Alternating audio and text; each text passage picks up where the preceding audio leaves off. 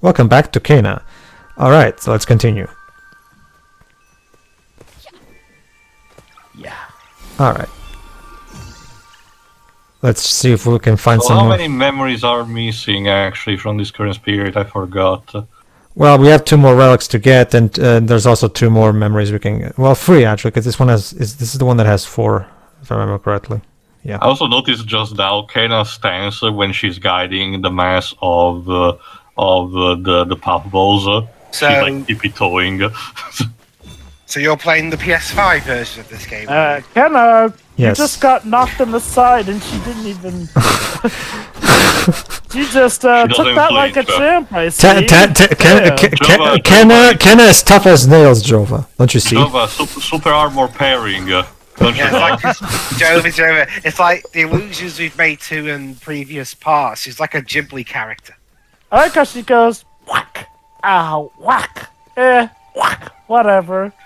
I guess it's more like the concentration of wanting to keep the construct intact. I'm It's getting. like that big giant guy in Sherlock Holmes 2009 who just pretty much tanks everything that Holmes Yeah, throws at before him. the discombobulate meme. I'm guessing the developers didn't want you to get because Lynching. Yeah, I will take this over I'm fine with being it. unlocked all the time because of that. It's fine. Oh, I'm fine with it. I just do like how it makes her look like an absolute tank, despite her stature. I don't mind also games that have that as like an unlockable, something that you have to earn instead of giving you from the get-go. But the important thing for me is that it needs to be present in some kind of fashion.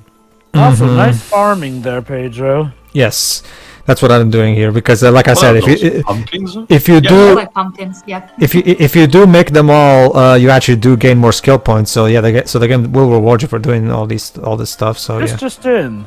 The rot can basically help grow your crops, and immediately eat them like rabbits. It does remind me kind of like Overlord, where if there is a mechanic that you can ask your minions to do something similar to this.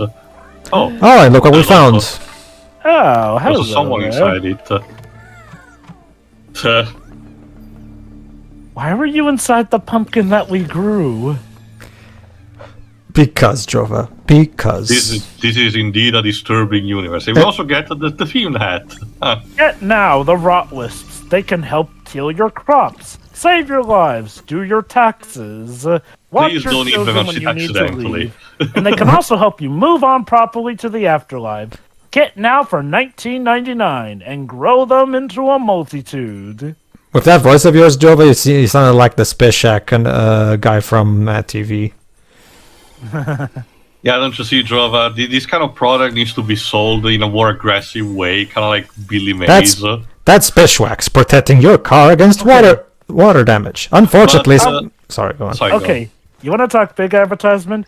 The Super Bowl tends to be when commercials, for some reason, just go extra crazy and extra to the point where they've even tried to tie Martin Luther King Jr.'s "I Have a Dream" speech to selling Toyotas of all things. So, Yeah, you did mention it a couple of times. Didn't we also try to have a Super Bowl commercial? you okay there, Dej? Using toddlers I was or reacting something? to what he said. I know. It's yeah, just, that happened. I understand. It's just that reaction, that whatever. I don't know what the hell kind of sound you just made. That was the Cringe, sound of cringe. Yeah. That So was where I'm not go- cack, Pedro. It was Anyway, cringe. so where I'm going with this is, what would a Super Bowl commercial for the rot wisps be like, I wonder? It'll be as bad as Puppy Monkey Baby. I don't know. God, no. Those were definitely a bunch of words you just said, Dej. Yeah, that's my exact thought. Why would you bring that up, Dej? You brought Oh that shit, other- that had a monster inside. Oh, I should snap. leave the Americans to it. It could only be like At least I didn't bring up the GoDaddy commercials. Oh, and now you Pedro? just did. Thanks. Yes, Pedro?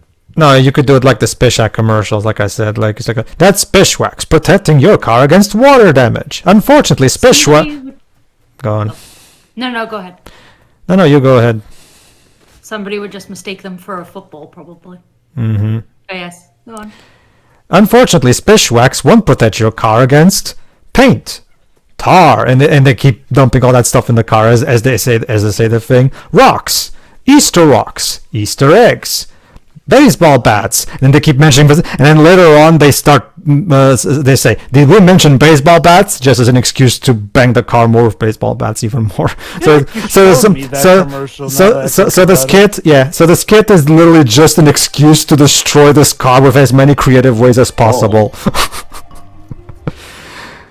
Weird. Wrong way, kiddo. Yes. The background literally changed colors you came closer to it. It's because it's by the corruption. The colors get desaturated. Yeah, it's remember, Jova. This is the game made by animators, so they're operating on animation logic. In animated movies, whenever there's some kind of sequence where the mood is supposed to be somber, the lighting changes to a darker. So this game is literally operating on animation logic. Probably because basically, it's made. In most cases, you would assume that the place already looks messed up, but it looks fine from a distance. But when you get close up, then it suddenly changes in that interesting zoom-in shot maneuver. The Wind Waker also has something similar to that, where you're sailing up, depending on how the weather conditions are. The mood can change on a whim because it's immediately like sunny, but then snapping in a second, it's all stormy because you're approaching like one of the territories of one of those giant squid enemies. Fuck. I messed that up. Let's try this again. And Come on. And there we go. God, what just happened reminded me a bit. I know it's common to a lot of games actually, so it's not an exclusive thing. But there is a bit in one particular level of Dark Souls 2, well, even in general in Dark Souls 2, where if you try to fire behind like a particular cover, like fire with bow and arrow, the actual hitbox of the barrier that is protecting you from it will be at least a couple of inches also above what the actual natural landmark is. Like say that it's a wooden wooden type of fence, that will be still like a couple of inches. So you're trying to snipe your way through that, but the arrow still like literally stops like in midair where there's nothing, and yet it's registered it's the fence is supposed to be, and it's so stupid. The game doesn't have a day and night cycle, so basically instead what it does is it changes the lighting depending on where you are. So and the corruption's obviously symbolizing the fact that the darkness and stuff like that, so it makes sense. And again, like I said, these guys are animators, so the Great Brothers are literally directing this in a very clear animated film vibe. That is a good segue actually. I think one thing that I didn't actually mention yet, I think I did when you streamed the game, but for commentary purposes not really, for a run so far. I can tell the difference obviously when the game uses those pre-render-esque cutscenes that are done using as if they were actually, properly made for animation rather than being done just with the game engine as the game is running along. The problem is that for the modern hardware where this is running upon, it creates a bit of a jarring contrast where you're having a more seamless experience in 60, but then you shift immediately to the next cutscene in a 30 FPS, which is locked exactly because of that. Yeah. Which is something similar again to say like a PS3 era game, for example. Well, you can always turn on the fidelity mode, which locks the frame rate at 30. That way, at least you'll have a consistent 30 all the time. If that's what you prefer, but I'm personally not bothered by the pre-rendered cutscenes being in 30. They have to be because they're animated scenes made using animation software, so of course they have to be in 30. So actually, there is some animation software which does allow stuff to be rendered in 60 frames per second. I can still see where Pedro is coming from in a way, Jovabo, because I know that it might not be the case potentially because it's not a guaranteed thing one way or another. But remember, stuff like say the Hobbit, showcase that trying to put a higher frame rate on a sequence that it's not supposed to be. It's a risky situation where you can create an uncanny valley factor. So I get the idea why in this case at least they wanted to just play safe. Oh yeah, I mean especially for an indie company which doesn't have as much budget to pull off a risk like that. Or experience. as well. What? Or experience, because this is their first game, remember? There we go. There we are. All open. Another relic must be close. Where does this lead? Well, we're about to find out, Kira. Energy flow from the mountain gathers in a vast network of caves beneath the farmland. Adira and I found a way to collect and focus that energy. These caves were at the core of our work. You know what I find interesting about this plot, honestly? While there technically is a big bad guy, as far as we know, this is just another day at the office for Kenna. Basically. Yeah, it is. Like, Yeah. I mean, for all we know, this whole village is literally just... This is her day job, essentially. Like, it's just I another mean, do day we know on how the long job. she's been doing this for? No. Well, Yeah, okay. but- Well, we do get a basic. Well, okay. Later on, when we get to the third act, when we see her backstory, we do get a basic sense of this has probably been going on for a while. So, but like we're never told, we're never given a specific number if that's what And you if want. I recall correctly, she doesn't even have any particular personal connection with the main bad guy spirit that she's hunting down. No. It's literally just a matter of this particular one is residing in his area. So while she's at it, she's also purifying as much as she can. It's more so the fact that it's more so the about specifically her past and what made her choose this life to begin with that we'll see later on. Again, Jova, it's very similar also to what Pedro mentioned about the classic era, PS2 era platformers. A lot of times we will have an occasion of the hero just doing their job and dealing with obstacles even if they're not connected personally. I guess in this day and age it has become a bit more unique because a lot of stories these days that prefer to have much more personal stakes for the main characters, which is not a bad thing in itself. We mostly are noticing how what's more common these days has shifted. There you go. Curse chest. Defeat the Wood Knight. Hello. There we are.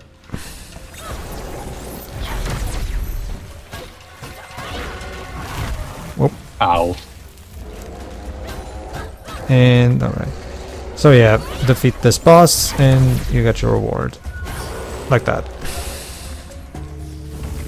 Alright, I'll be I know I've been a bit quiet throughout most of this playthrough so far. I'll just say the game itself is fine from the looks of it.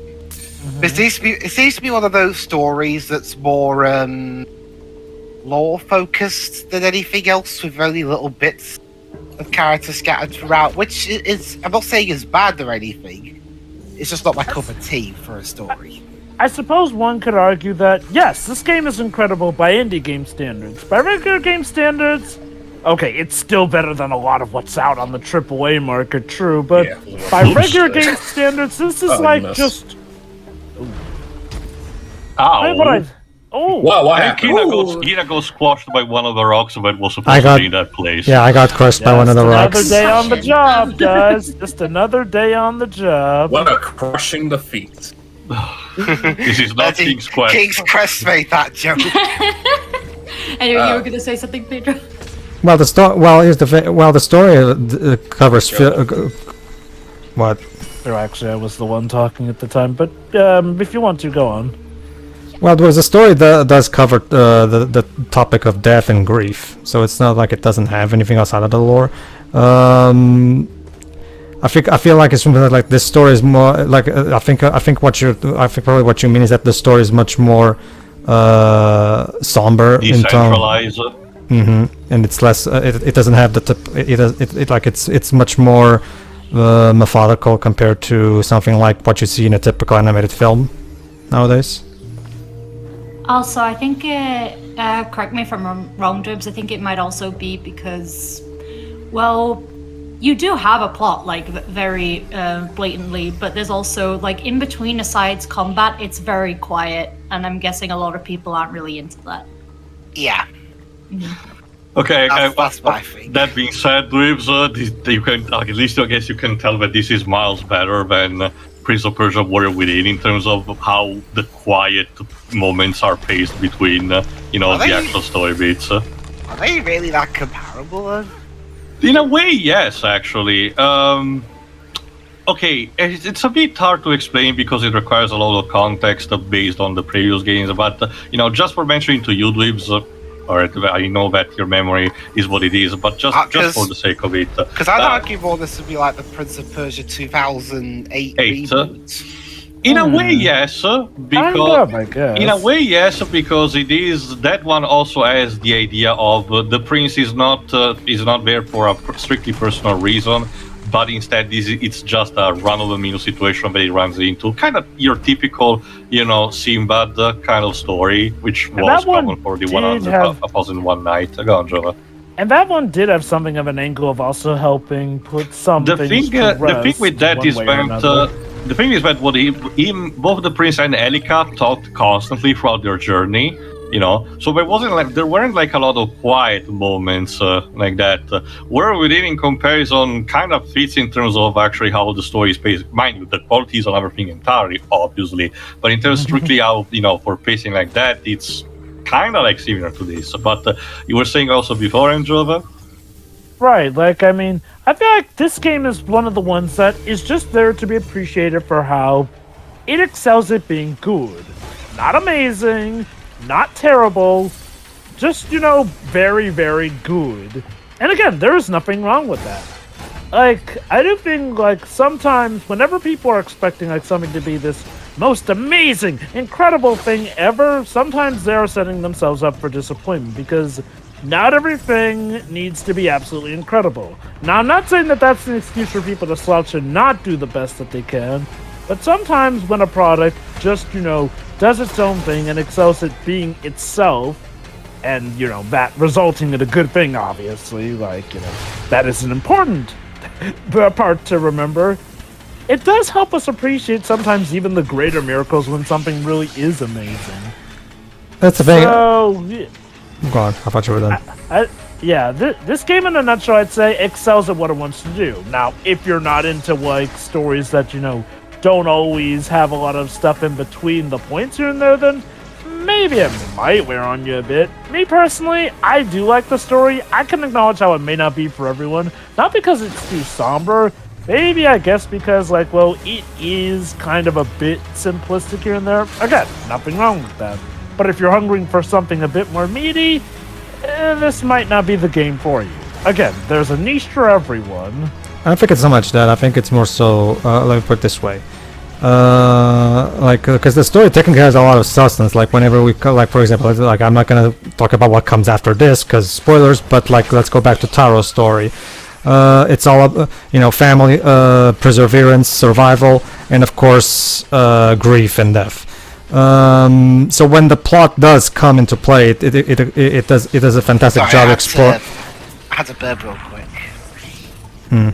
What I was trying to say is that when the plot comes in, it explores all of the topics pretty excellently, mostly by the excellent visual storytelling that the game has. And so I will argue that it's more so the fact that the story is of course slow paced, because let me put it this way. I'm guessing what you mean is that you would have liked to have more cutscenes in the game, yeah. Well, because the thing is that we also have to remember that this game was not this game, like Jova said, this game is not a AAA game. So obviously they can't flood the game with animation, because animation is expensive. So let me put it like this: whenever an indie game is really big, there is more often than not always going to be a catch. This is from an animation studio. And even from what I've heard, this animation studio, while they did have a good source of money, weren't apparently flushed with it. Apparently, they still, didn't they still get some financial help for this game? From Sony and Epic Games. Sony, yeah. And some, they were and apparently provided some, a team as well, yes, to and an some, extent. Yeah, like I mentioned a couple of parts ago, it also some undisclosed studios that had the people migrate from there to this one. Mm-hmm. And as a result of the strong commercial and critical success, Josh Greer even said, "We're definitely not going to go back to commercials now." This is part of why I said that. Okay, look, by indie standards, this game is definitely incredible. Not just because it's really good, but because of how well organized the process for making it appeared to be. Again, that's not to say that, indie games in general are messes in development, but oftentimes we do hear stories about how there was a lot of struggling at first, but then eventually they, got things together here or there, this or that. This one feels like it had a good idea, and not only that, I'd argue that, like Pedro mentioned, this one masks a lot of its downtime with some subtle hints and clues about the characters and story here and there. Again, I'm not going to call it the most masterful thing ever, but I'd say it excels at what it's doing, in the sense that, it's perfectly fine and pretty clever in that. There's also... are, sorry, go on. There aren't that many cutscenes, but the story still feels like an ever-continuing vibe here and there, especially seeing as how we do still get character interactions as well. There's also another thing, Libs, that there's a lot of gameplay time, meaning meaning you'll probably enjoy this a lot more if you were the one playing it, because that way... Yeah, I was... Oh, go on. No, go on. I was gonna say, this looks like a game that's a lot more fun to play than it is to watch. And Probably, I'm speaking as somebody who is actually enjoying watching this because I like the overall vibe of it. It's consistent. It's really nice despite how somber it is. But yeah, I guess that's why, really. You know what? There's nothing wrong with a game being more fun to play than watch, because games are generally something that are and also tendentially drama games should be meant to be played. But while it's not it'd be a pretty shitty game if it were the other way around. But it's those were, after this game, we're going to do one that kind of operates on that logic, sadly. So. While it's not applicable, go on. Go on. Oh, I thought Liz wanted to say something, sorry. Well, it's not really applicable to this, so this is why I chose the idea of some particular games like Dark Souls being more fitting for stream only, where the appeal of that is that due to the minimal storytelling and the more emphasis on difficulty, which allows potential fuck-up moments all over the place.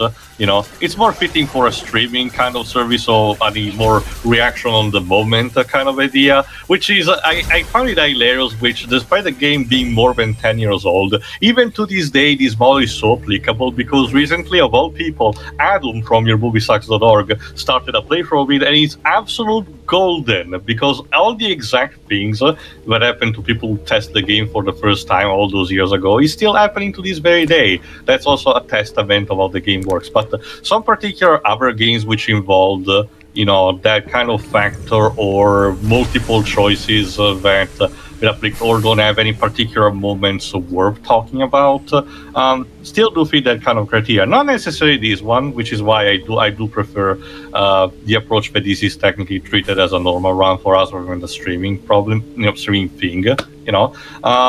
But I do believe there is a time and a place for particular types of games. So I do understand, when the case is more fitting for one and when it's not. There's also some genres of games are just like that, and that's okay. Yeah. I think I do kind of get what you're going with on that. I do first want to tackle a bit of an earlier point you mentioned, though, too. It's like, well, yeah, in the case of sometimes games being better to watch than to play, that is, when you get down to it, that's kind of like what commentaries like ours are meant for, though, to, help beef up an otherwise blank experience in some cases and add on a bit of comedy, humor, or, again, some extra viewpoints to it as well. Which is arguably the big point of, commentaries these days. It's also my original goal all those years ago was also to, since YouTube is a platform that's used also for publicity, whatever companies like it or not, it's also for a matter of giving spotlight to at least occasionally to something that is not very discussed about, to give on that. But yes, it is also true. But I still do. I think I did mention a bit time to time. I still do encourage people to at least try in some capacity the products that we covered. Mostly because sure, it's something that I still do as well. A lot of games that I did play, both on my own and stuff that I record, were also something that I got inspired to play it because I saw someone else either playing it or reviewing about it. If it wasn't for Angry Joe, again, all those 10 years ago, technically, Oof, that's a deep cut. I wouldn't have even touched all those shitty licensed games, including, for example, the MCU tied one, and it wouldn't have discovered the fact that the Captain America video game is actually pretty good. So it's a thing that happens. I can appreciate what Angry Joe does to this day. No. And honestly, That reminds me. How was Spider-Man friend or foe? Because that Never actually watched it on I my own, played actually. that one. because that was made by played Next that Level. game. Because that one was also made by Next Level Games, wasn't it?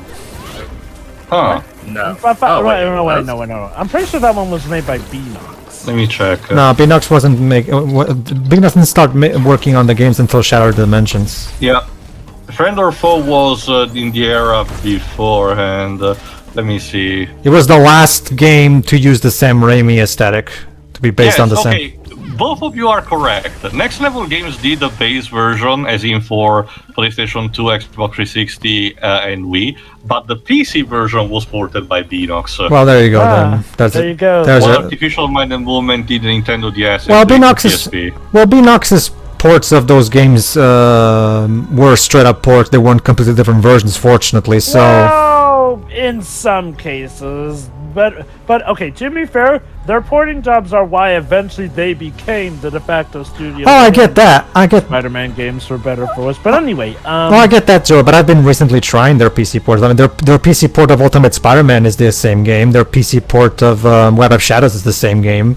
again, it does fall down that you and me were both technically right to an extent. But anyway, Tio, I wanted to say, like, what you mentioned does say this though.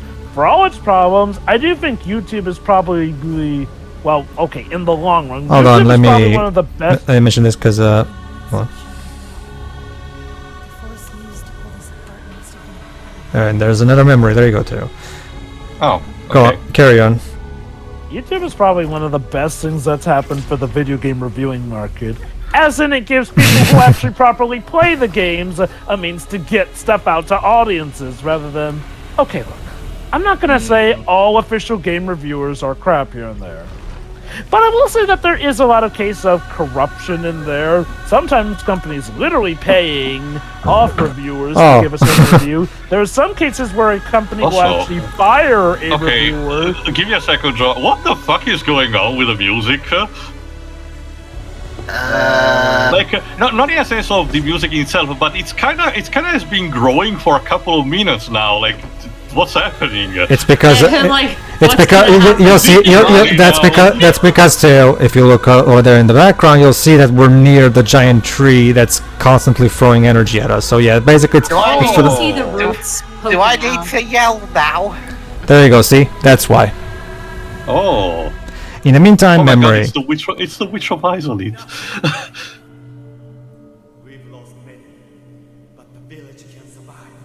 Let me guess, Adira wanted to create an invention that would totally help them, but that invention ended up dooming them.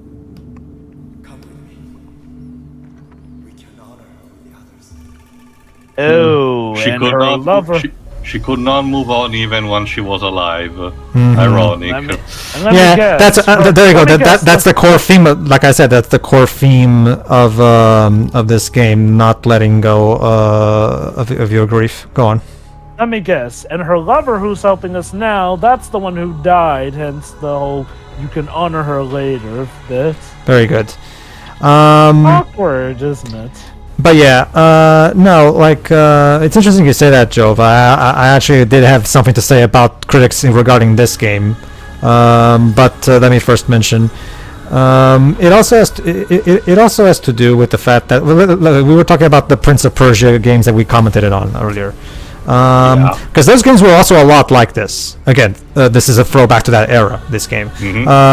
Where there's a story, but most of it is gameplay time. You know, like, so it all depends on whether or not you're keen on that era of gaming, where, you know, it was like, yes, there were stories in the games, yes, but there's more time going through levels rather than at watching cutscenes. But yeah, if you're into more story-heavy games, then yeah, Because I suppose- I like games like, say, Crash Bandicoot, where it was kind of more half and half between cutscenes and gameplay. You must be referring to Crash Crash 2. Bandicoot. Yeah. But okay. To be fair though, as Tila has mentioned during our commentaries of that, the first Prince of Persia game was actually relatively fine by having a bit of inner monologue, and she just Sure. it had inner monologue and the over narration here and there. Prince of Persia Free did give us a bit of dialogue between the prince and some of the characters here and there. Prince of Persia 2. Okay, yeah, that was just generic. Again, rage that the one game. had a lot of those moments where the prince did not say anything at all. And honestly, it's a king or the worst. I forgot if I did mention it in a comment, but it's kind of a thing for the worst because to give you an idea, Shiroi, the game is very edgy. And I do mean very edgy, not in the sense of what the characters do say, but for just how ridiculously over the top it kinda is. And it's Robin Akindahl's voicing the prince in his too cool for school attitude, or as Penny Arcade mentioned, quote unquote, smoldering with generic rage. Oh yeah, I love their comic about So I that kind of one. would have wanted to hear more about that in hindsight, but the problem is that due to the time the game was made, we get this long stretch of moments where the prince doesn't say anything, and if the gameplay and the actual game I was in was actually fine enough, like God of War 2, I would have even, be tolerant towards that. The problem is that Water Within is such a painful experience. And what a shock, the fan base didn't like it. So much so that they actually made a third game that acknowledges the problems. And, oh, hey there, Genova, how you doing? It really looks more like the Witch of Isolate. Well, Jesus Christ. Well, that's why the composer was getting excited too, because all right. Okay, we're gonna make a joke about saying that this is a cheap boss fight to mirror that, but I'm pretty confident it's not. There we go. Well, But yes, you're right, I kid you not. Prince of Persia Free is essentially a big apology letter for 2.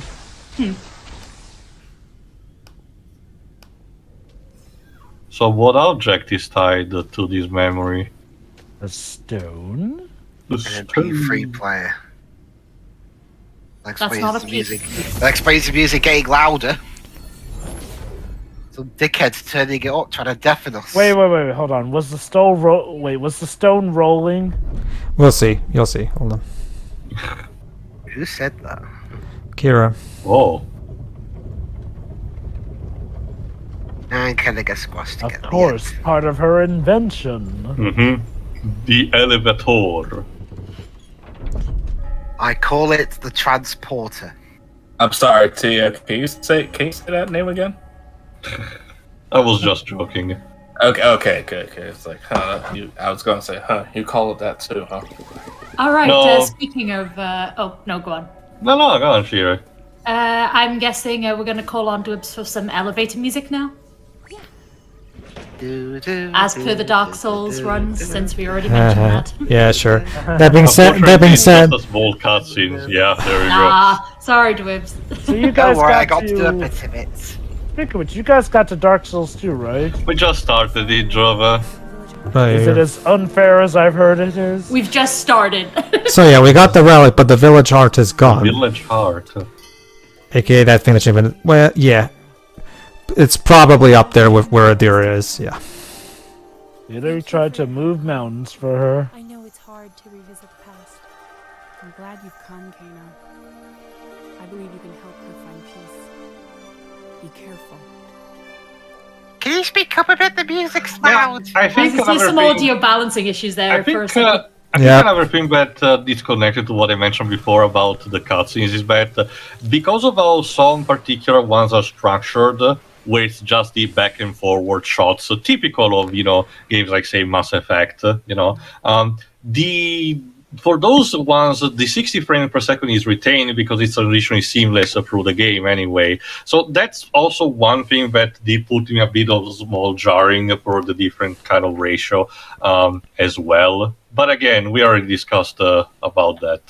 It's interesting that Joe brought up the critics, video game critics, because there's also a problem that, and Cellular News did a good job exposing this crap, where there's also quite a lot of undeserved bias from critics regarding this game.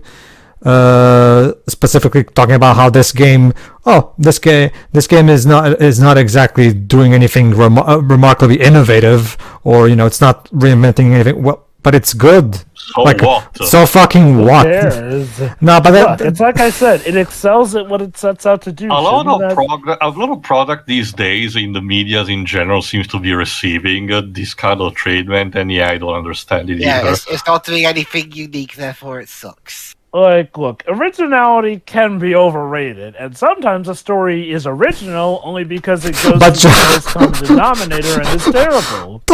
Okay. It was unique about it. Joe, you don't know, but you're still tempting me, so I'm still gonna make that joke. Originality mattered! Our sequel franchise spin-off. I have a bad feeling I know exactly what you're referencing. This is supposed to be a podcast, Joe. Out of context, Matrix Resurrection. I'm sorry, it was just too good. I couldn't resist. See you for the next part. See ya. Whatever.